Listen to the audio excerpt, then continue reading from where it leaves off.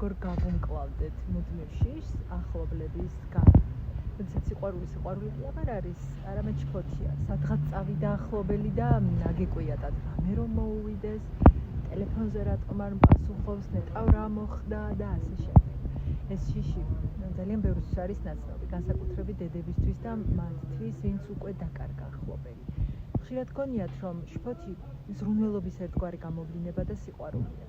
რეალურად ეს სიყვარული არ არის. ეს არის კონტროლის ცდელობა, რომელიც უამრავ ენერგიას გაცვლით.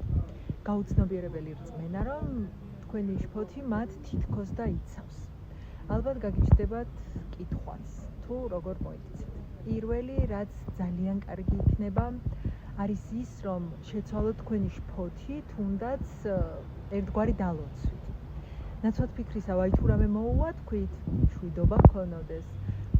მეორე, მიიღეთ ის, რომ ყველაფრის კონტროლი შეუძლებელია, მაგრამ შეგიძლიათ მიენდოთ ამ სამყაროს და ბოლოს დაკავდით საკუთარი თავით. ძალიან ხშირად სხვებზე შფოთი არის საშუალება არ ჩაიხედოთ საკუთარ პრობლემებში.